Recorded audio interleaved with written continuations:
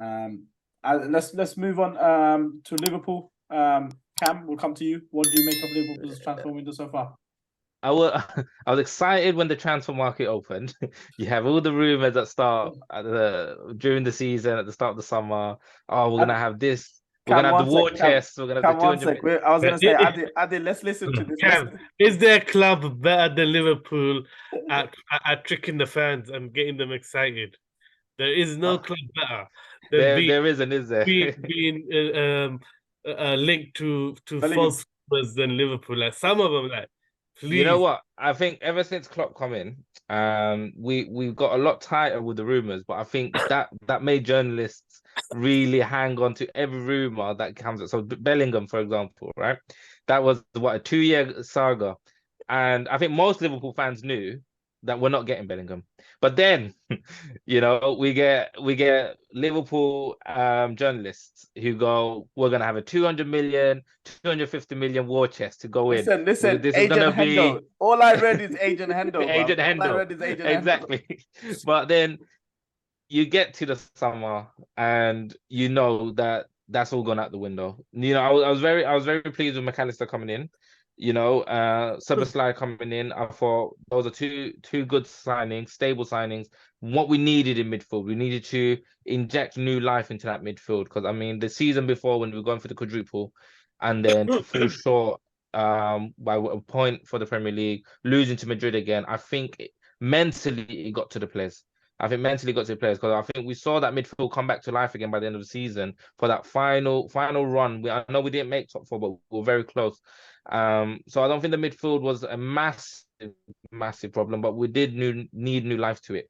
We weren't expecting to lose Fabinho and Henderson in the summer. Losing them, I think now I know we're linked with Lavia. Lavia, I think, is a great signing to come in, but he's young. We need another midfielder, maybe a centre back, because we have injury problems with Konate and Matip. Gomez himself has injury problems. I think the club right now is thinner than it's ever been. To only have two players and have players like James Milner leave, Naby Keita, Henderson, Fabinho, have big players in personality wise in the dressing room to leave and not replace them it's a big ask. And I think It's heavy from where I metal started football. the That's start what of I the think transfer it is. market, and I thought, okay, how Top heavy, top heavy. how I thought we were gonna go into the season, and how optimistic I was. I think I'm only optimistic that we have Klopp, but as a fan, I'm very nervy going into the start of the season Cam, now. you're gonna give Liverpool fans nightmares, man. That was as negative as it gets. I was like thinking, man, I'm thinking about my grading, and every time I'm hearing you, I say, I'm going down a number. Oh, I'm going down because Look, you know what? I everything think you you said get was valid. I you've didn't got realize how fans. bad it was until you laid it all out. You've got fans who are very optimistic still. I think, like I said, I'm optimistic because we've got Jurgen Klopp. I think without Klopp, we would see just how much we would struggle as a team. We've got a big personality, a big coach in Jurgen Klopp, which kind of pushes us through the edge a little bit. Van Dijk becoming captain, I think, is a very positive thing. I think Trent becoming vice is also really good. It might bring him that extra bit of responsibility that he needs, so he kind of stops that lapse of concentration that can have in the game sometimes. But again, I think our main priority was midfield and getting a centre back. And until we've covered those bases, I do think we might end up with a great attack, very, very poor shifty defense. And due to that, I think the transfer market could have been more successful. And the season is very dependent on what we do now up until August. End of What do August. you what do you think? Because obviously, is it going to be a Let's be similar honest, thing to last Cam, season? Last season in all terms the of optimism in the world. Liverpool is one of the only clubs that I would say is actually weakened. So far, since the 100%. summer, I as a agree. club, I as agree. a squad, as a first team and the squad, I would say they've weakened. And the other thing I would say is, let's be honest, have they actually addressed really the areas they needed to? I understand they addressed the departure of Oxlade-Chamberlain by getting Szoboszlai and McAllister. McAllister. McAllister, But the yeah. thing is, like you said, they haven't actually addressed, because the attacking midfielders or wasn't really as much the problem. It's more the defensive midfielders that was a problem for them all season, and they've now lost the two players that kind of would play those positions as well, or could have played those positions. When Fabinho was out, eventually, when Henderson played that role, he played it the best out of anyone else they tried before that, other than Bajcetic.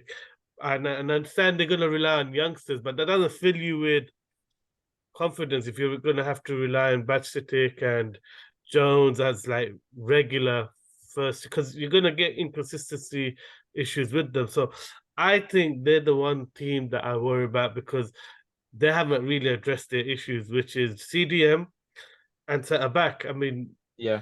doesn't matter if Konate was injured. When he wasn't injured, he was poor last season. Anyone who keeps telling me Konate is an elite defender, I would disagree with. I actually, a player that I always rated after watching him last year, my rate, I don't rate him. I don't think he's actually a good defender. I don't see him improving either. That's the thing that worries me, is I think that's what I have to development disagree hasn't with you. really kicked on.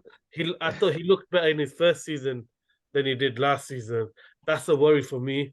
You think being around Van Dijk, you're gonna improve, you're gonna excel, you're gonna keep developing. I haven't seen that yet. So I've got big question marks over Konate. I don't think Matip has the legs. When he started the season last year, I thought he was their best defender at the start of the season. Then they relied on him so much, and he then I think they killed him. I think they killed him because the amount of running he had to do. His legs were, and he started making mistakes. So We've always had injury problems with Matip and Gomez, and I think the main problem with Konate coming in is he's had his injury problems. But as a Liverpool fan, I think Van Dijk was weaker than he's been in the past, and I think Konate was actually one of our best defenders last year. And you might not rate him, but Konate, for a Liverpool fan, you know, we love him. He's a beast. He covers the ground. He's quick. He's strong. You know, and he's a soldier. You know, I think Konate and Van Dijk were probably our best centre back pairing. I know we were in for Colwill. That didn't happen. As a Liverpool fan, it's just very frustrating. I think we go for all these names and then we don't really sign anyone, and then we sign here and there, and then we do like a little, like, oh, you know, we're rumored for here, we're rumored for him. We're never really pushing that mark. You know, we got Lavia at 50 million. They're marketing him, 19 years old. You know, as a Liverpool fan, you think, you know, just pay it. You know, why are we haggling over 42 million, 44 million? Pay the 50 million, get the player in. But obviously with Liverpool, they're slightly different from the other clubs. The training ground. But again, you know, Liverpool's way of being doing business is different. Yeah, I think. Yeah, they're relying on selling, and I think a lot of clubs are like that. But do you know what the problem is though, Adi? As well as saying that though, right? I mean, you haven't solved the issue of Trent. I mean, Trent might be inverted now. So who's the backup to Trent if Trent's not there? They got rid of James Milner as well, right? Somebody else who could just play everywhere. So who's going to cover that right back position? Well, at the moment in the preseason, I've seen Joe Gomez playing as the right back, as the cover. And we've done that all of last season as well. Whenever we played Gomez, is that good enough? Because is that good enough? Because that's been the issue throughout. And then they lost a big leader in Jordan Henderson. No matter what people say, he's the glue in the team. He's that person that kind of, you know, changed a lot. And Liverpool fans might be gassed about Van Dijk being a leader, getting the captain's armband. But I think you know, Henderson's a massive miss in that squad. The leadership of Van Dijk came into a lot of criticism and questioned quite a bit last season. In Holland. For Holland, but even by Liverpool fans, he there was a lot of scrutiny on him, and he didn't have the best of seasons. So maybe he needed a season off. I don't know. The World Cup took a lot more out of him. Maybe, I don't know, or the pressure of the criticism from you know, the journalists and pundits in Holland. I don't know, but at the moment, I don't share the same confidence in his leadership of the club. I just think he's too laid back.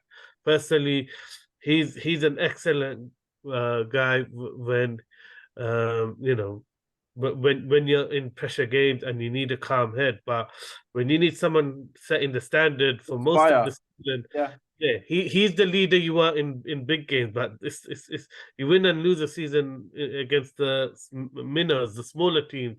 Is he the type who's going to set the standards day in day out. I'm not sure, and it's again another question that's going to be interesting to see, interesting to figure out as the season plays out. But the ball, again, McAllister attacking, Zabalai attacking. Liverpool have no problems attacking or scoring. No, we don't. It's like he's immune to recognizing that you need defenders. You need even Lavia, a great player, but they're signing him more for his, possession-based game than his game off the ball. Again, it's another game on the ball decision.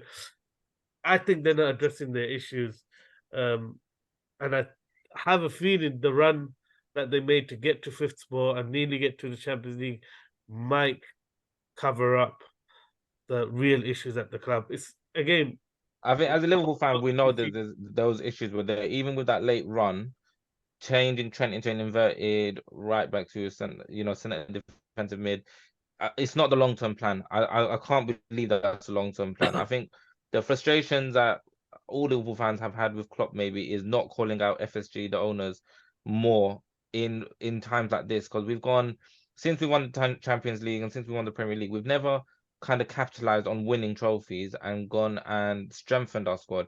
It's almost like you said, we have to kind of sell to buy, and we shouldn't be a club the size of Liverpool having to sell to buy players. We should be able to go out into the transfer market, choose and find a player within our mold and go for them and purchase them without having to think, how does this financially suit us?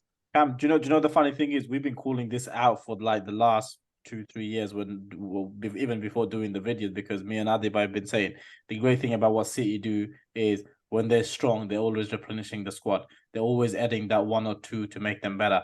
Wherever the gap is, they're always bringing them in. So by the time, say for instance, that player is aging, there's someone else already ready to take that step. So they've always been doing that. And that's where Liverpool's been lacking, and they've addressed it. They've addressed the priorities in the wrong areas in every single window. Like when they were having that defensive problem, for some reason they weren't getting a defender. They waited and waited and waited. They weren't even playing a defender in defense. Like, we had a season post COVID where we had all our centre backs out. We had Jordan Henderson and Gini Wijnaldum playing in centre back. It just goes to show that we as a club, we should be signing players when we're on top. But it seems as if when the problems arise, now we're looking at the replacements, and I think that's exactly what City have done, and that's given the edge over Liverpool when we've gone head to head with them. Is that squad depth, that ability to strengthen the squad when they're on top. Whereas Liverpool, we've left it so late, and we're still leaving it so late to find those replacements. And just like you, most Liverpool fans, myself as well, we're very critical of the fact that we're winning, but we're not doing anything to strengthen our squad. And we could all say, a season ago we were going for the quadruple, but there was problems still there. We got to 2 finals that we won. We didn't score. I know we didn't concede, but they were very dry finals. The FA Cup and the League Cup. We got to Champions League final, and as much as we were attacking and we were doing great, it just took a moment for Real Madrid to open us up. It's just these problems which you get the quality in the squad, the depth, and putting the right players in the right positions. You might have won that Champions League, you might have won the league that year, but where we've not done that, I think that's kind of it's hindered us. And I think going into the season right now, going into next week with what signings we have, I would say Liverpool transfer market's been about a 6. 6. I do. Yeah. That's kind, man. Yeah, I know. That's what I was gonna say. I was gonna say 4 and then go down to a 3 after hearing Cameron. I'm a 64. I'm a 64. But just based on McAllister no and Szoboszlai, just based on the type of players and the way that I've seen them in pre-season, they've kind of given me a bit of hope. And like I said, the really? team. You see them in pre-season got hope? Oh my word! Have you seen how many goals they've conceded? Have you seen? No. Oh my word! I don't take pre-season as the basis of what the league is going to be, because I watch obviously them in the training grounds and stuff, like the little videos that they show, and there seems to be a new feeling around the club. There seems to be a more warmer, more happier, atmosphere around the club this season going into it. Now that might change when the season starts, but I think the optimism starts from, we've got 2 new midfielders in, and I know we've lost Fabinho and Henderson when we didn't want to, and we are still looking to sign a few more midfielders. Whether or not that happens, I'm giving it a 6 based on the quality of midfielders that we've got in, and the atmosphere and Jurgen Klopp. I'm literally basing it on the transfer market and what we've got with what we have. All I'm saying is Liverpool is going to be the most value for money team because they're going to have the most goals happening in their games, scoring and going against. They are playing. Yeah, it's like Brendan Rodgers era all over again. Listen, the best thing Liverpool have is the fact that they have Alisson, because that guy is going to save so many 1-on-1s. I know that for a fact already. I've seen it in preseason. But for me, I'd give that a 5. I'll just be a bit kind. I'll give it a 5. I think losing both Fabinho and Jordan Henderson is a massive loss. That's 2 leaders from that midfield. Yeah. Maybe I've just got my Liverpool goggles on. Both that's going. Maybe we are having a bad window. Yeah. Maybe I'm just being a bit biased, but yeah, I just think because of the quality of those 2 players, I'm giving us a 6. Maybe it is more of a 5 or 4. The optimism around top 4, maybe challenge for some trophies, that will always be there while Klopp is there. Yeah. But if we're just talking about analyzing the transfer window, they're the only team that I can definitely say from the top teams that is actually weaker, in my opinion, than when the season ended, because you can't lose that many players and only sign 2 marquee players. Yeah. It's just you already needed midfielders and you've lost more. Like I said, we never wanted to lose Fabinho and Henderson. I don't think that was ever part of the plan. And on top of that, we wanted to sign McAllister, Szoboszlai, and another midfielder as it is. So if anything, we're in minus transfers if we're looking at it with the amount of players we lost. Of all the big teams, they might be the only one that has minus. You've lost 6 midfielders. You've lost 6 midfielders. You've signed 2. That's as good as you get. But yeah, let's move on, Adil. Let's move on, Cam, to Tottenham Hotspur. I'll come to you, Adil. What do you make of Spurs' window so far? Kane is still there, and the rumor mill says that if he's still there for the first game, he's going to be signing a new contract. But so far, they've brought in, obviously, James Maddison, the permanent transfer of Pedro Porro, who was on loan, and Kulusevski. They got in Visario, the goalkeeper, Mana Suleiman. So what do you and Udagi? Destiny Udagi, the left back from Udinese. Well, they signed him in January, but loan but permanent now. What do you make of their window so far? I think with Tottenham, you always have to do a separate podcast after the transfer window because they only turn up for the last 4 days of the window. So I don't think we've heard how. I mean, let's be honest.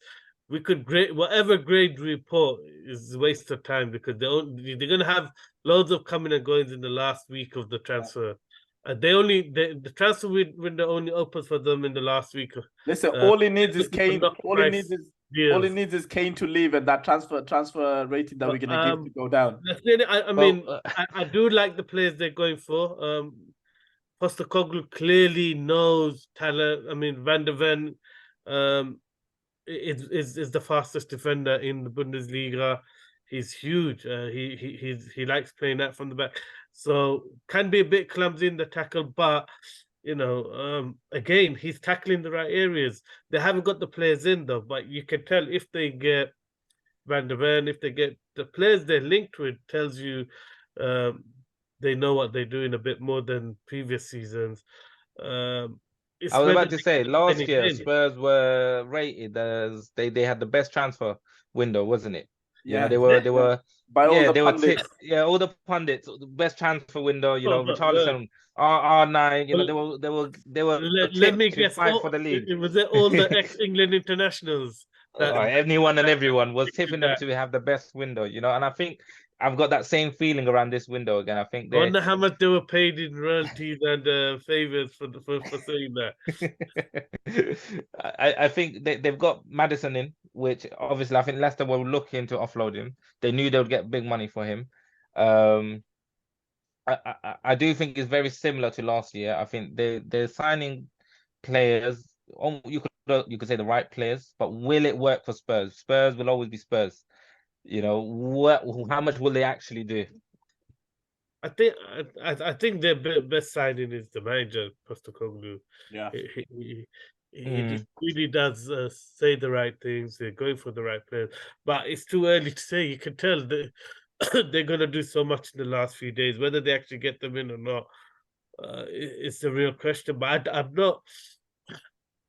I'm not convinced by the quality. I mean, they're going for good players, but it just shows that means you're still a building club. The ambition, you're not going for the end level. Like we're saying, I don't think you can compare Arsenal and Tottenham anymore. I think Tottenham is now in a band with the Aston Villas and Brighton. They're going for the similar type of players, projects.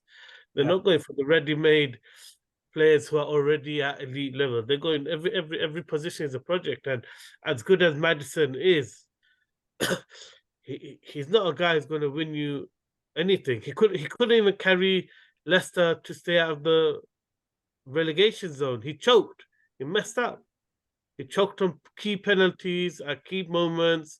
Well, he gave away one of the goals, wasn't it, as well, wasn't it? Yeah, and the pressure got to him. You could see it. His performances just went downhill. He dropped a level. He dropped a level. And I think with Spurs, it's with new managers coming in all the time, it constantly feels like a rebuild. They don't seem like they're building upon a manager's legacy or their legacy that they're already on. Which is why I always find it surprising that Kane kept signing on to stay. I know it's loyalty, but surely he would want more for his career than just goals, right? Kane fell for the charms of Levy and his false promises, and ultimately, getting managers in like Mourinho and Conte would make you think you actually mean to take the next step and actually go for it rather than think about making money off players. And that's the thing I don't get. They're still on that mode where it's like they want a Kane situation where they find a player, they build them up, and then they sell them for big money still. It's like, when are you gonna just buy good players and big players and build up and go for titles rather than selling them on? So they're still on that mode of they're not in that. They're not in the business of winning things. They're in the business of just being a Spurs. Building and getting talent and so yeah. I'm not. Even though they finally does feel like they've got a vision and an identity with Postecoglou. The way the club does business just doesn't give you confidence. They don't do business like a big club should. I think Harry Kane staying, it always adds a bit of quality to Tottenham. I think you can't deny that with Spurs and Harry Kane staying at Spurs, usually no matter who they sign, they're still able to compete at a high enough level. I think as soon as they lose Kane, that's it. I think they will drop a whole peg, and I think you're right. They are competing with the mid-table clubs, especially when it comes to transfer market. It's a lose-lose situation. It's a lose-lose situation. If Harry Kane stays, I don't think the harmony in the club's going to be good, because everyone, how are you going to follow a captain who is leaving on a free? I think it just destabilizes the club. And if he goes, obviously the whole in quality, even in pre-season, he's the guy who's looked quality, and he's the difference maker when he has played. So even when he hasn't scored in pre-season, he just looks different quality to anyone else. So when he comes on, so I still think they will struggle to create real clear-cut chances. He is their most creative player, and he's also the biggest goal threat, and that's how good he is. So yeah, I mean, if he goes to Bayern, I mean, that's. I think that would probably be the best move that he could make right now. Listen, Tuchel and Harry Kane. I mean, I'm sorry, but that just And those wingers at Bayern. Oh my word, mate, unbelievable! I just let's hope he doesn't go there, and let's hope he stays to Tottenham for a free. But what would you rate their window, Cameron? Quick one. I think it's been better than Liverpool. So if I've changed my decision from Liverpool from being a 6 or 5, I would say Tottenham's a 6. if Kane stays. It could change if Kane leaves. I do. I'm sticking to a 4 because Liverpool had a better squad. They didn't have to do, they got a better squad ultimately. Tottenham needed to do more no matter what. And they're not even in Europe. So, they already have a fight on their head. They had Kane and they couldn't get to Europe. They needed to do a bit more statement signing, first teamers. They got a lot of good potential players. I mean, I can't knock the signings. They're not terrible signings, but they're projects still. Destiny, I think, Udogi is a very good left back, powerful. He will become really good at it. I think he's got the potential. But again, and can't forget they've signed Dejan Kulusevski.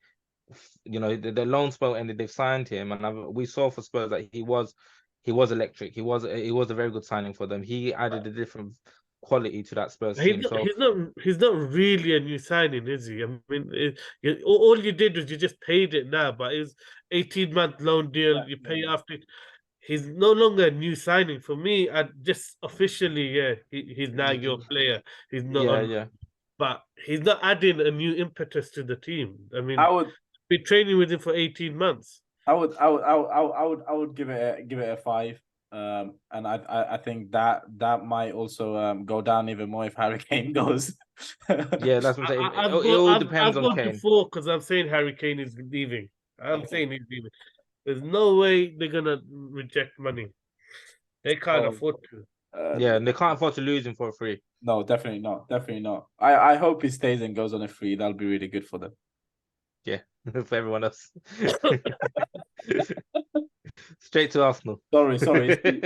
I love it, from an Arsenal fan. Carry on with Chelsea now. I mean, it's a long, exhausting list of Chelsea ins and out. I'll start with the outs. Obviously, you had the Havertz, Mount, Kovacic, Koulibaly, Pulisic, Mendy, Loftus-Cheek, Ampadu, N'Golo Kante, Aubameyang, Azpilicueta, Baba Rahman.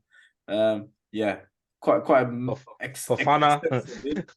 I finally finished. And then I'll get to the ins. You got Nkunku, who we knew was coming in. Desai, who's just recently signed. Jackson, Ugochukwu, who's I think going to go on loan to Strasbourg. Robert Sanchez, Angelo, who's going on loan to Strasbourg. And then you've got everybody else is and Melo Gesto, sorry, who was Diego Moreira on loan to Lyon. I'll come to you, Adil, straight away. What's your view of the long, extensive transfer window of Chelsea? I think they had so much to do. You have to commend them for getting at least some of it sorted, in the sense that getting as much of players as they did. I think they actually have done well in terms of the transfer fees they've got for the players they've got out, because I was expecting a lot of teams to play politics with Chelsea and kind of not go with low ball offers, knowing that they need to get rid of players. And that's why I think they've done quite well to actually get the money they have for the players they've got rid of. Definitely, question marks around the links with the Saudi clubs and how they're managing to get some of the good prices. But either way, I think they've done well. They've had a big project again. I think but when you look at it like from a coach's angle and analytically, have they really tackled everything? I don't know. Have they addressed the issues they have, though? That's the big question. I'm not sure. The gaps that they've let the like Kantes and Kovacic have left. Yeah, I don't think it's obvious they're going for Caicedo, and it's obvious they will get another defensive midfielder in, or one, if not two. So I don't question whether they're gonna tackle that area. It's just they haven't done it by now. We're going based on what's here now. So yeah, I think the problem they have is the way they're feeling the consequence of the way they tackled the Enzo Fernandez deal, which they ended up paying crazy sums all up front, pretty much, not bothering to negotiate. So last January they weren't bothering to negotiate. They're like, whatever you want, they're throwing it, they're getting that money, they're getting that player. And now they want to go down this mode of trying to negotiate fees down. And clubs know what you've shown your hand. Eventually, you're going to pay that money once you got your eyes in. So Brighton's doing the same thing with Caicedo. They know eventually they're going to get desperate and just pay that money. So bit strange on that side of things. Why they're making it so protected, especially with the Caicedo deal. But I like the signings. We said that in January. They've promising signing. They're good signing. I mean, no one can tell me Jackson isn't a good signing. No one can tell me Nkuku isn't a good signing. I mean, they're very good players. All the players they're buying, they're brilliant players, like the brilliant potential. Like, do you know what I mean? It's like you wouldn't mind having it in your club. But the fact of the matter is, are they fixing the issue that's the problem with Chelsea? And they lost some big players, Kante, Kovacic. That midfield is weak now. They've lost Havertz. You could say though, with Kante's injury problems, he wasn't playing as often. It was probably a good thing to offload him when they did. Mason Mount, he was heavily criticized at Chelsea. He wasn't probably as popular with the fans, even with the coaching staff eventually, as the season wore on. So, I think they were selling players based on, what they needed to do. They went into the transfer market that we need to get rid of certain players. We know what players we need to get rid of. We know who we need to get in. But then you could say this squad, they were already quite packed out, and then they've added more. Well, as much as they've gotten rid of, they've added more to it. So, it is quite a big squad. But how do you get all those players in? Cam, it's a team, a really young team now, lacking any leaders. So the people they've lost a lot of winners and leaders within the club. I mean, I agree with both points, but could say, go on, Cam. You go first. You could say with Pochettino coming in, is he a winner? Is he not a winner? We never know. With Tottenham Hotspur, Mourinho was a winner before he went there. Conte was a winner before he got there. Pochettino might be the right man to come in and change the way that Chelsea season went last season. But you could say that Chelsea's biggest problem isn't the potential of the players coming in; it's utilizing them properly. You've had good players come into Chelsea before and not be a success. So it's down to what happens this season, and if those signings are the game changers now to take them away from 12th and take them back into competing or even getting into top 4 again. I'll say I agree with both your points, but I have a slightly different take on it in the sense that in terms of, they've signed just as many players as they've got rid of. So have they really, cut the squad size down? Well, they haven't, because they still got 29 players, which is what Pochettino said in a recent interview, that it needs to come down to 22, 23. But there's a difference in the caliber of those players because of the fact that the previous players were all senior. They were all part of the legacy of the club already, of winning titles and trophies. So they had a status that it would have made so much noise if they suddenly got dropped for all these new players. Now, a lot of the extra players they've got, a lot of them will be happy to get loaned out, happy to be squad players, happy to play in the reserve league because they're not established stars. So I don't think the numbers is as much as a problem as it was in January. And the second thing I think is slightly different is they needed to get rid of all of those leaders because I don't think the direction the club is going, those players were ever on song with it. So I actually see it as good leadership. They've recognized that we're never going to be liked because all these players are associated with the Abramovich era, under Czech, under Granatskaya and all of them.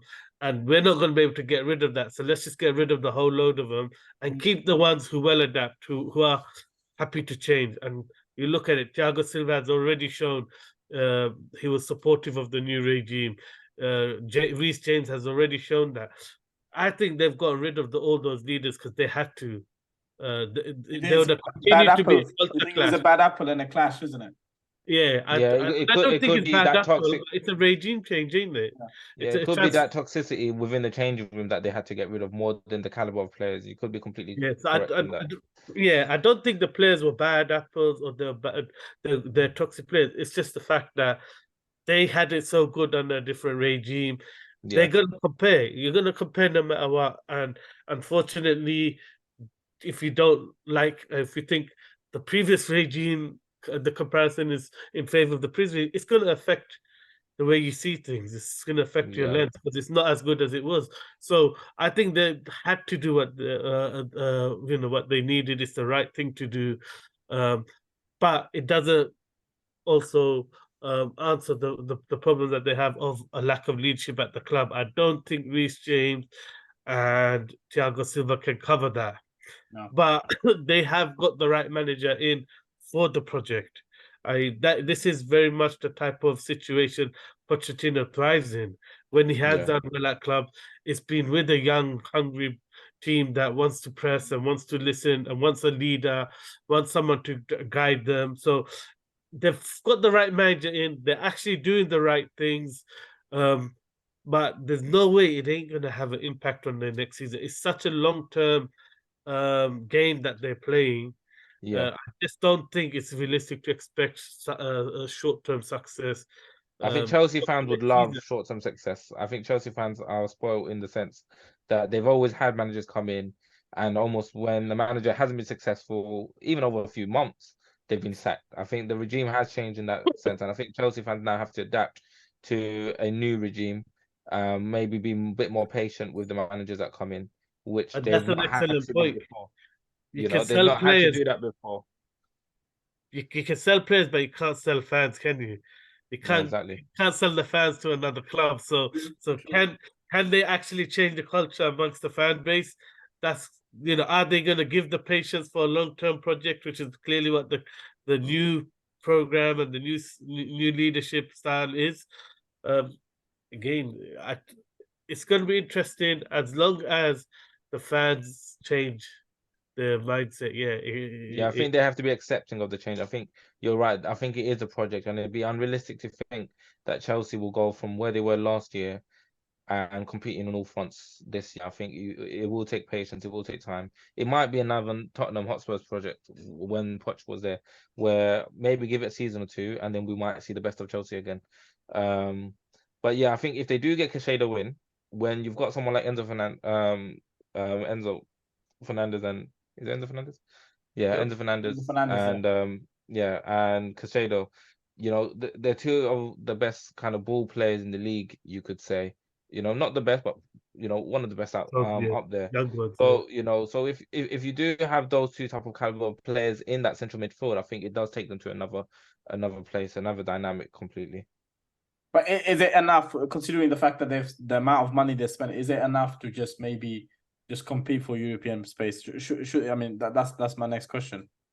That's always the big question, though, isn't it? But I think, like you said, the transfer market's changing, and I think now the big clubs are spending money, and you can't ask if when a new manager comes in, and if they do spend that money, that they get instant success. You know, it doesn't always work like that. You might get that with certain clubs, who might hire a Mourinho, and within 2 seasons you might win a trophy, but not every manager is the same. They might have a long-term project. Like Pochettino is a man, like they were saying, that thrives under this young team, growing team, developing a play style, developing that new ethos around a club that from bottom to top they try and change the way that they see the game, they play the game, and that change in Chelsea, it has to be reciprocated by the fans, because if you're not patient with a manager like Poch, it can get very sour very quickly at Chelsea. I think this it's going to be another write-off season, simply because of the fact there's some things that are just facts. Pochettino plays good man. So I've seen them in preseason. They were playing good football. They were creating chances. Have they got elite level players that will finish it? You could say Nkunku is it could he's proven it, but other than that, have they got guys like Pochettino? So much of his success comes down to one player. Ultimately, he had a world-class player, and yeah, he developed him, but there's not many Harry Kanes where you will say a world star. You know, not every club manages to produce a world class player. No. So much of But his in the success has same come from breath, it down to what that. did he actually achieve with Harry Kane? No, You but know, the thing is, the forward progress that everyone yeah. keeps going on about, it's because you had the elite striker who put it away. What do we know about young players? They will play well. They will do pressing. They will dominate most games. Do they put the ball in the back of the net? Do they waste chances? Do they? Of course they do, because they haven't developed that side. That bit comes. That's the last bit. That comes with experience. Yeah. So I just think they may play well. They might dominate team. They're not going to win as much as they should because it's such a young team. So Yeah, many young it players. is a transitional period for Chelsea. Once again, I'd say, and you're right in the sense that it might not be as successful as maybe the fans want, or maybe what the owners might want. But I think if they're patient, then they might see it come next season, or even by the latter parts of this season, we might be surprised with them. I mean, what's your rating then, based on the ins and out? I would go with the 6. I think they've addressed some of the issues with Nkunku and Jackson up front. Um, so I would go with the 6 in terms of those players are talented. Um, they may not go for any experienced player. That's not the model. Doesn't seem like that's the model. I think Disasi, good signing again. If they get Saicedo, it's the question mark is Saicedo. If they get Saicedo in, they got a Premier League experience midfielder. Other than that, you're going to say really talented players, but no one really knows whether they can cut it in the Premiership. No, and still question mark over other players that come in last year. Cam, what's your rating? I think even with a Caicedo, it would be a 7 for me. Just purely on the basis of will they make it? Will it work? Will these players come in and be the difference that Chelsea needed this season? For me to put it at 8 or 9 would be me saying that they're going to be competing on all fronts. So I think even with a Caicedo, it would be a 7. Even without him right now, I think it's about a 7. I think I would go with the 6 as well. I think there's too many moving parts and too many youngsters that's coming in, and what they need is a bit more of a leaders coming in to stabilize that squad. Because if you look at it from a team perspective, I mean, is Reece James a real leader? I mean, is he even there for enough games with his injuries? I mean, the only one you can say is Thiago Silva, but I mean, Thiago Silva is 37, 38. I mean, how many games is he even going to play? You know, who's going to be carrying that mantle on the pitch? Who's that player? If you look at that Chelsea squad, who's that player? Enzo has to be Enzo, isn't it? Yeah, World Cup winner. But do you get my point? That's the question mark, right? So yeah, But then we have to give them the plaudits. They are playing professional, playing Premier League football. Like potential. I mean, I mean, if this was Football Manager, yeah, I mean, fantastic. But we're not playing Football you look Manager. at Nkunku, who's 25, so he's not a young prospect. Nkunku's not a young prospect. He has been about long enough now where you could say that he's getting to the peak of his power. So we could look at him as a leader in the squad. Cam, that's one one player out of 15. Sometimes that's all it needs. Sometimes that's all you need. That difference maker. Harry Kane at Tottenham. He was and he is that difference maker sometimes. So sometimes that's all you need. Just that one player. We said it could be that player. What's Harry Kane What's Harry Kane done to Spurs? He couldn't even get them a League Cup trophy. Come on, man. God's sake. No. I'm not. Anyone who knows me, no, I'm not the biggest Harry Kane fan. But there's no disputing that he is a good striker. He's a great striker. I do. I think what we've Premier realized. League I do. Cam wants Harry Kane in Liverpool. You can tell. But yeah, you wish. Not for me. Let's move to the team that Chelsea are fighting with to get Caicedo. Brighton, Adil. Got into Europe last year. Yeah. What do you make of their transfer window, Cam, so far? Well, you would say with Brighton is they surprise everyone, don't they? They have a model. They have a very good model and they reap the benefits. They don't let anyone go for cheap. They're outgoing. You can look at even McAllister, going for almost 40 million, 35 million to Liverpool. That was That a was blip, by the way. That was a blip. They messed yeah. up on that one. That's what I'm saying. That was probably the only one close. that you could say was surprising, because then you look at Caicedo, who's partnering him in midfield, who's going for over 100 million. I think You it's a know, clause, wasn't it? There was a clause in the contract. Yeah, yeah. I think it was the James Milner clause. We give you Milner, you give us McAllister. So you don't never know with Brighton. I think the signings that they've made, you could look at João Pedro, for example. You know, young centre forward. You know, he seems like he's the business. You know, he seems like he's got a bit of tact to him, a bit of a playing style. He might be the typical Brighton signing that's come in, keep them afloat, keep them in Europe. They might want to Brighton now push further, maybe push for top four, but I do feel like they're probably comfortable in that Europa League position, and they'll probably want to compete for the Europa League if that's the trophy that they're looking to get. Because I mean, anyone would say that the Premier League will probably be unattainable for them. So maybe the Europa League is something that they can look at, and the signings that they've made might be en route to exactly what they're looking for. You know, bringing in James Milner, for example, he might not be playing, but he has that experience. He's got the know-how. He's won the league, the Champions League. He's won everything that there is to with Liverpool and with City. You know, he's won the league with City. So you know, there is experience in that squad now, and stability, I would say. I'm just really excited too. I'm really excited with the Brighton because I don't know, they just find these gems out of nowhere and they come out with it. And I'm really looking forward to watching Mohamed Dawood, because I liked him when he broke through in the Bundesliga, but then he got that massive injury after moving to Borussia Dortmund and stuff. But I want to see how he does, especially in the Premier League with the injury. Sorry, Adi? I think because it cut off a bit. Oh. No, yeah. So I'm really and obviously they've made some other signing with João Pedro. I think João Pedro, there's a lot of scope for him, but even at Watford he wasn't ever really consistent. So there is a question mark at it. But Brighton are the team that always polishes these superstars. So he's under the right team and right manager for that to happen. What's your thoughts, Adib? I think their signings is just to keep them where they're at, which is trying for the Europa League. I think it feels like a lot of the signings they've made is for the next transfer window, for the next set of players that may be outgoing already. Like, as soon as they went for João Pedro, I was like, very similar style to Matoma. I was thinking already they're thinking of transfers ahead, that they're going to struggle to keep Matoma. They already got João Pedro in. So I just think they're always thinking one transfer ahead. And the only reason why they're playing so hard with Caicedo is because that's the one player. They've got midfielders in there, right? But that's the one player they haven't got a like for like for. They haven't got the energy, the power, the industry that he brings. They haven't got in their backups a player like that. They got different types of midfielders.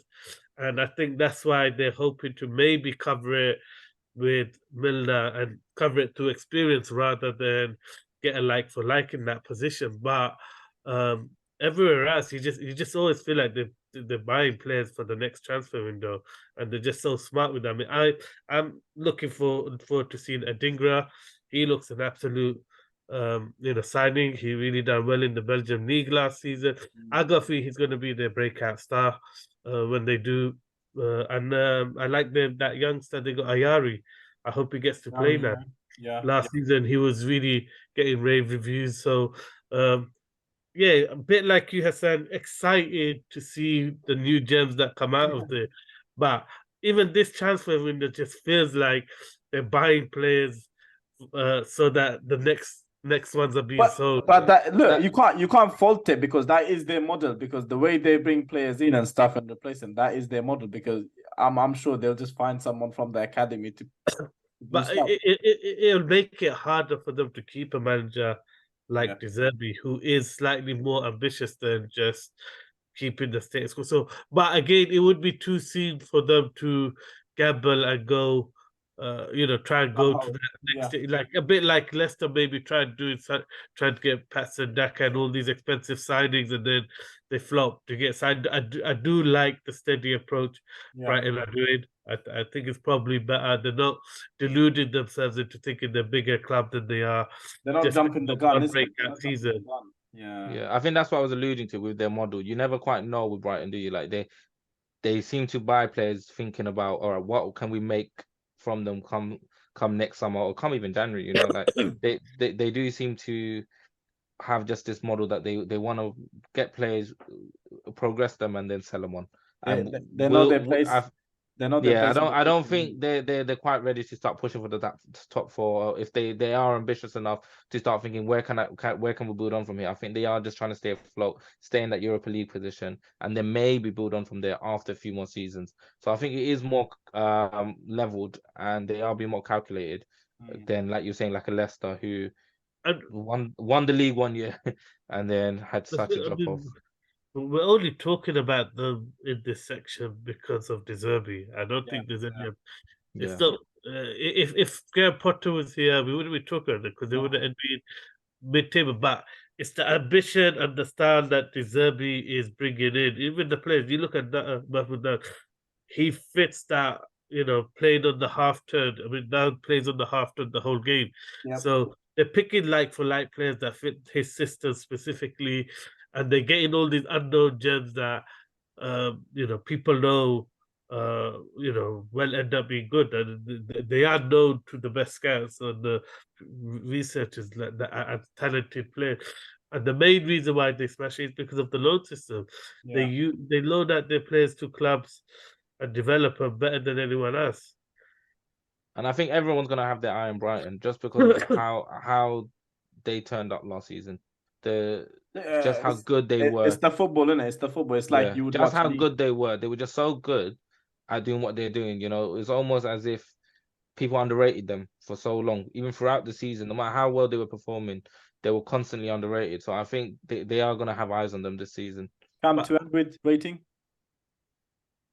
I'm gonna go with a 7. I think it's been a good transfer market for them. Adu? I'm gonna go with the 5.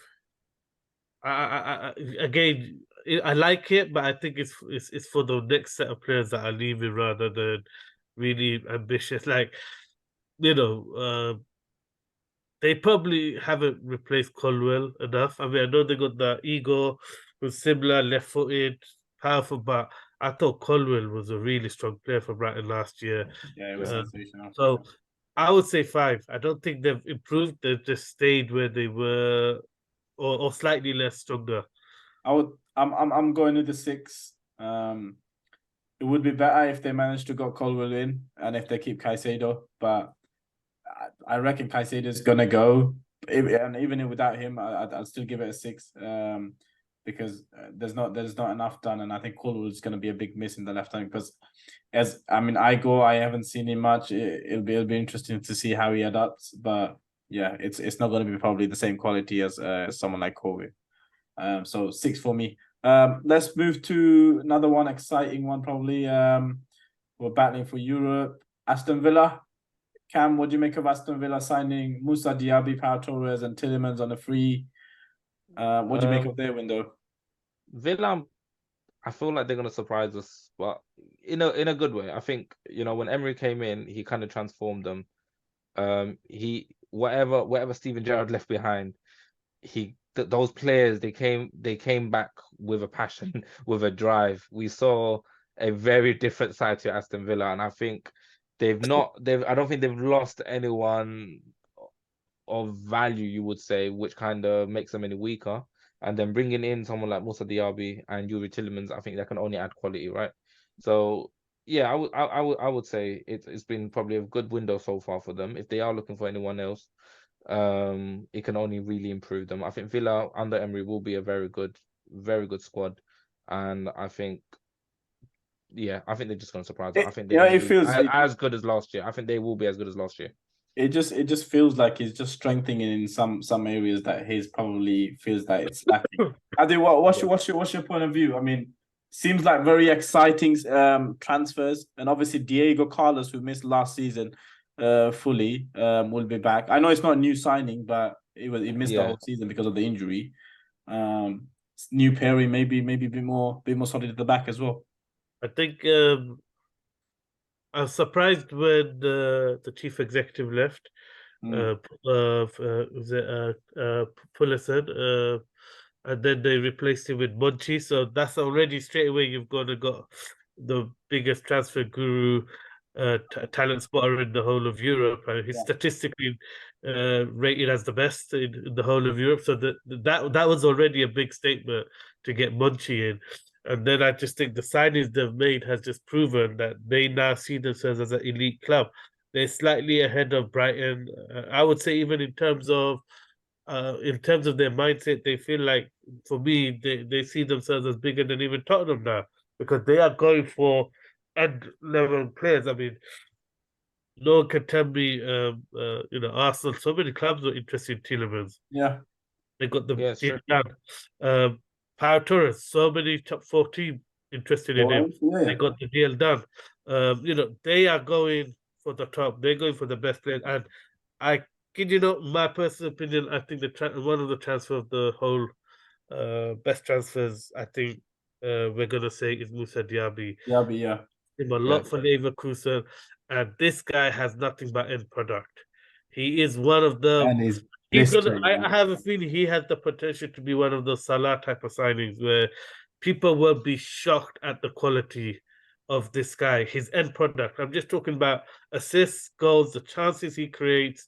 I mean, I watched so many games where if Leverkusen had any half decent striker, the guy would have 20 assists in a season. I mean, he is a top 4 player. He's someone who could. It might be that he uses Villa as a stepping stone, however, just because Villa are one of those teams that haven't seemed to ever break out and become a challenging, a top 4 team, or, winning maybe a trophy where they need to, So Villa, hopefully, I think I agree. I think they've had one of the best transfer windows, because I don't think they've lost a lot of quality, and I think anything they've added to the quality that they already had. Because again, what Gerrard left behind, he made Villa look almost like they that they were they were just down. They were just down and bad. They didn't look like there was much quality there. And then Emery comes in and he revolutionized them, and he changed that whole outlook and the way that they played. And you saw just how good Villa can be. So I think they've only gotten better. And hopefully, if nine goals comes in, 9 goals, 9 assists for Diaby last year. So. And that's that, but his stats are better than that. That's what I mean. His stats are better than what he shows. Yeah. I think coming to the Prem, coming to a team with, they've got Watkins. I don't know if he's as prolific, but he certainly showed that he's learning how to become a much more prolific striker. He will get loads of goals and assists. Diaby is. For me, if Watkins stays as the main man, I can imagine that partnership could be threatening to any club. If Diaby doesn't get injured, I'll be shocked if we're not talking about his quality during the season. I mean, I genuinely believe he's an elite level player. He's been under the radar for too long. Only question is for me is I think that left-hand side of Aston Villa just seems like there's something missing there on the left wing. I think everywhere else you can see pretty much good players or good backups to those players, but just the left-hand side just feels very weak for me. I mean, they're still building. Like Cam said, they haven't sold many players. No. They've got players in that squad. I'm sure they still want to sell. They haven't sold Coutinho now, so maybe once they sell a few players, that'll loosen the purse string for some. But it's just the players they are linked to. Diketele, they're going for top level players, top 4 level players. Yeah. And it's that ambition that makes me think, wow, they are seriously going to, everyone could see Newcastle, but no one can see Aston Villa is doing the exact same thing. They're going for the challenge, the top team. But listen, Adi, for Europe, they've got the best possible manager available to compete in Europe as well. Don't forget and the best chief exec. That's what I'm saying. With Emery, you never know with Villa. They might go all the way. Yeah. I'm hoping Liverpool do it, but Villa is a threat. About Monchi, who has won the Europa Cup the most as a chief exec as well. So it's a deadly combination, but it's just the players they're going for. They are top players. So I just think they're going to be a force The I'm way gonna they press just- you. I'm gonna press you for a. scary. I'm gonna press you for a rating, Adi. What's your rating on I'm giving them a 9. 9? Yeah. Cam? Yeah, I mean, everyone was shocked with that Musa Diaby signing. I'm going with 9 as well. I think Villa have just strengthened from where they were. I'm going for an 8 because I know what we're saying, and the reason why I just think one of the things that they didn't address is the left hand side. I know they might do it later on, but I think I'm gonna go with an 8. Hey, you never know. Coutinho might hit his peak form again. You don't fix a squad in one window, man. No, but I'm just We're talking about the listen. Tielemans, No, Diaby, that's fine. That's Torres. They're fine. all above a team that finished 6th. Eight is not a low rating, is it? No, it's Yeah, true. It's fair true. It's enough, a very good fair rating. enough. It's a very good rating. Fair enough. Eight is not. It's not bad, is it? I'm not giving A star. I'm giving 8, which is like a B plus. But it's No, it's good. a lot of other clubs would have been happy with I those. know, but the way you lot are saying, I've rated them like failed. Fair enough. Fair enough. Yeah, it's true. I think you're focused on that left side. I think that's all it is. I was trying to get Hassan round up about Tielemans because I know how much he wanted I Tielemans. wanted to. He wanted Tielemans a lot. We got rice, baby. Anything else strikes out before we move to our beloved? I've been impressed with Bournemouth. I think the signings they're making again, Villa, Aston Villa, under the radar, very good players. So they signed Cliver as well, and a good fee as well. Cliver, I think it could be the bargain of the season. 9 mil for Cliver, wow, and he fits that system perfect. So and the manager they got Areola. I think good as well, yeah. Bournemouth are going to be a surprise package next year. I mean, and then they got Radu in goal as well, who's got loads of experience. So I think that's a really good signing as well in there. Before we finish off, we must. It's a mandatory, compulsory. You can name it, whatever it is. We have to touch up on our beloved Luton, Adil, back in the Premier League, with some exciting signings. What do you make of their transfer window so far? Because I think they've been really smart about the decision and the signings that they've been making. What's your thoughts? I like most of them. I think the biggest one is getting the Kamba back. I mean, the difference he made. I think if there was one player that changed the fortunes of the club last season, it was Nakamba. Mm-hmm. I think he was a big driving force behind our promotion. So I'm glad we got him back. Yeah, really good signing. I think Kabore is really highly rated wing back. So is Jazz. The only one I question is Chung, but again, Anderson and Kaminsky, really, really highly rated players in the championship. There was, when Anderson dropped down to League One, but they're both, really good, hungry players. I like it. I haven't seen much of Ogben, to be honest, and Chung is the only one I wasn't convinced about, because when I saw him play for Birmingham last season, he still has the same issues that frustrated me when he was breaking through at Man United, which is he uses the ball too much. It's too easy to win the ball off him, to tackle him, but he'll bring something different to the squad, definitely. But it might be that difference maker sort of thing. Like when you bring on, you're losing, and or like a draw someone fresh legs. Something.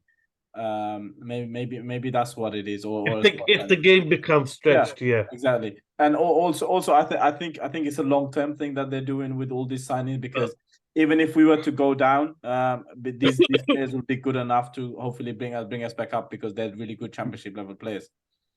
The thing is, like, for me, if the game becomes stretched, I'm saying, that's we're saying Newton's going to be leading a lot of games. And then they're going to bring John to stretch it. That's not going to happen. No. Could you imagine a Luton Town coming up to the Premier League for the first time, stretching a game? I do feel like they might take more pragmatic. I do feel like they take a more pragmatic approach. Be a bit more defensive. No, they will. 100%. They will take a pragmatic approach. Play more counter. Yeah. But every signing is definitely a signing for the future. Yeah. Nearly all players that will do well in the championship, above average players for the championship. Really good signings. I like the age of the players they've got. They're young, up and coming. Kaminsky is very highly rated, done really well for Blackburn last year as a goalkeeper. I was surprised they didn't go with the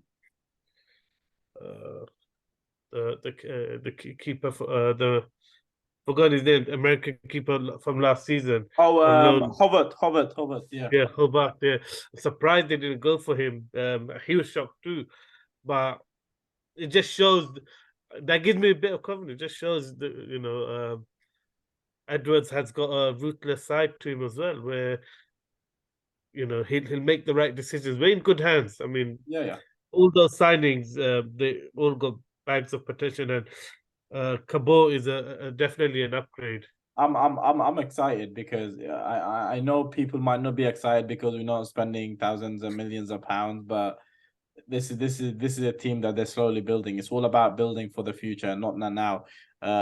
We might go down, but that's fine because we'll be in a better place to come back up again and then stronger. And financially, we'll be stronger even more, and it'll pay off our stadium. So it's all good. It looks exciting. I'm excited to see Man City at the Hatters, in the tight ground, see what they do. Haaland going through the side doors of people's houses. It should be interesting. Up the stairs, through the bedroom. We need to see him walk out a window into the football pitch, at least once. I think they do need to do a bit more, though. I think they do need another defensive midfielder. I think if Nakamba gets injured, the backups are good enough. Yeah, so that's the only thing I think they do need, a backup defensive midfielder. I'm sure they're still going to be in the market for players. They are. But that's the one that really worries me, is the backup to who's going to be backup to Nakamba, because the rest are more CMs, not natural defensive midfielders, and they've got rid of all the potential backups anyway. I mean, but the one player I think they've been linked with recently is Joshua King, who's available I think for about 2.5 million. So that's I don't know, reinforcement at the top again. So I don't know how many they got now. That'll be about as Luton, as Luton locals. What do you reckon? Maybe the city or the town feels with Luton being in the Premier League now. Do you feel like they're hopeful that they'll stay in the league, or do you think this is more okay? We've made it to Premier League. Let's plan for the future if we do fall out of the Premier League again. I personally think that's what it is, isn't it? Isn't it, Adu? I think the fans have accepted both in terms of they understand the reality, which it's going to be hard to stay in the league, but it's not a foregone conclusion. It's not like they're thinking they can't stay up though, because of the signings, because of the belief, because of the talk. They're going to give it a go without jeopardizing the future. So I think the plan is with both. They're ticking both boxes. I think they're smart. I think they've been very smart, as they've always been. Even in the Championship, they've been very smart with the business they do, and that's credit to the board, and even the manager. Do you think fans will be disappointed if Luton Town did fall out of the Premier League, but they obviously took it right to the end of the season? No, because most of the fans agree with the approach. They don't want it to be a gun-ho approach. They want them to think about the future of the club. So it's kind of all in sync between how the club is running and how the fans want the club to be run. It's very much in sync, and it's smart. And then you're never going to criticize manager or owners that are punching above their rate, above their level, and being smart and continuing to be smart. Those signings are smart signings. They all fix the problems that they have. They fix the loan, a lot of players going back alone. They've addressed the issues. There's not an area I would say that you could really criticize at the moment. No. I mean, financially being in the Premier League, obviously with the development of the new stadium, you would hope that Luton Town at least stay a season, right? I don't think anyone thinks it's a foregone conclusion that they're going to get released. There is genuine hope with the signings and the way they're preparing, that they could, put it this way, I think they'll make a fist of it. I'll be surprised if they are the bottom team. It's not gonna be Relegation. easy when you go to Kenilworth Road. I'm telling you that these teams ain't gonna find it easy at Kenilworth Road. I'm telling you that now. Yeah, the way they press, the way Yeah. they box you in. I And mean, the they've done so aggression, well. the They've done aggression. well to get into the Prem. You know what I mean? Like, it's everyone who talks about the Championship. If you look at the Championship, if you look at the table right now, you would see most of those teams. You would say they're Premier League level teams. You know, to get into the Premier League is hard as it is for Luton to. You know, they weren't even in the Championship a few years ago. You know, the rate of progression that Luton Town have made to get into Premier League is amazing. You have to give credit to the manager and the owners for all of that. And I think the problem isn't going to be. I think when from the only thing I would say in terms of as a coach, stroke manager, I would say the only concern I have is the depth behind the first team. I think their strongest lineup will do okay, definitely at home, and some away games they'll do okay. They are pragmatic away from home, which works in the Championship but doesn't work in the Premiership. So I do think they'll have to start being more proactive away from home if they want to get points. But where I have the concern is when the first teamers or a couple of the key players get injured, the backups just are Premier Good enough. League or probably like some of them are maybe average Championship players. They're not even the best Championship players. So I'm worried about that because I've seen clubs get relegated not because of the first 11, it's the backups because the Yeah. Premier League demands so much, you will get long-term injuries, and it kind of depends. A lot of luck will depend on who gets injured and who doesn't with Luton Town, I feel.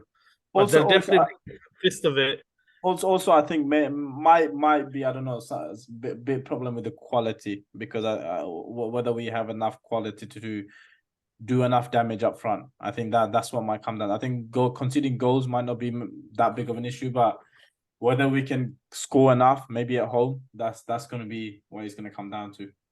Whether we have enough. Yeah, I mean the style of play is going to be. Yeah, but going to be that. it's They're going to try who's going to score the 10 goal for us is my question. Do you know what I mean? We need someone to score that 10, 15 odd goals. Yes, it's going to be the fans sucking the ball in with the pressure. That's how it's going to be.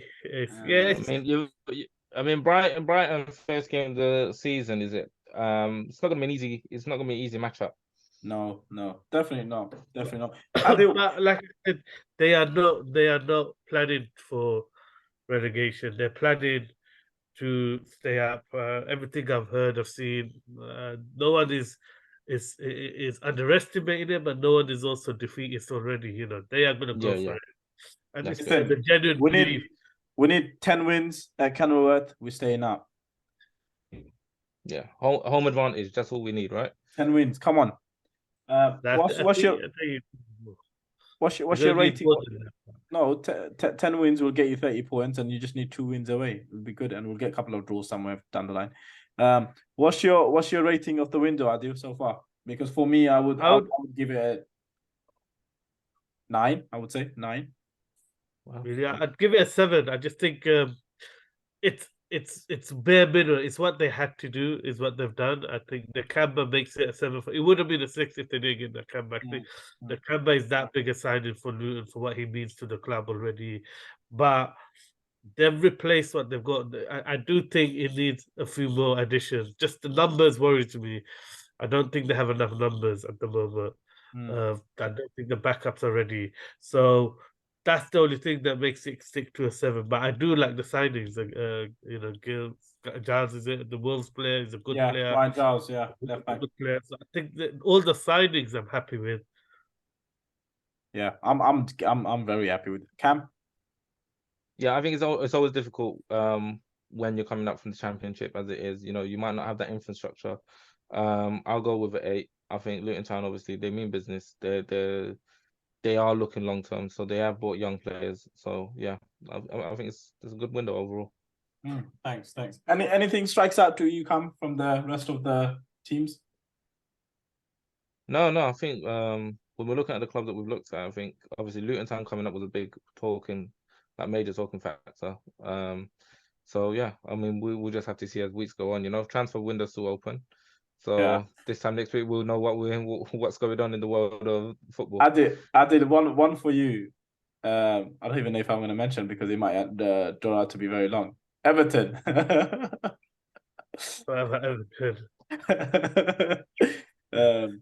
That Cheminsky guy's got good ratings by Figo of all players. I haven't seen him though, but it might be. I don't know. Yeah. I think a lot of these clubs is hard to judge. They wait for the kind of last 2 weeks of the window where people start negotiating more because everyone thinks they're gonna get a better deal, so they be a bit more harder with their stance, because transfer fees are a lot higher at the beginning, and so everyone starts holding out for higher fees, and then back down a bit more towards the end. So I do think a whole load of transfers is going to happen in these last few weeks. Well, all these clubs that stayed quiet are going to be one club. I would say definitely I'm worried about who got promoted is Sheffield United. They lost their best player. Yeah. But and to Marseille. But what I was gonna say, I mean, we've already spent in the Premier League 1.6 billion, and I reckon we probably end up spending another billion in the last week. So exciting times for us, hey. Another video, probably long due. But thank you, Adil, thank you, Cam, for joining. And for those of you watching, thank you for watching. Please make sure you like, share, subscribe. Do comment, let us know your thoughts and views of what you thought your club's transfer window went. And tell us what rating you gave your clubs. Thank you. Yeah, thanks.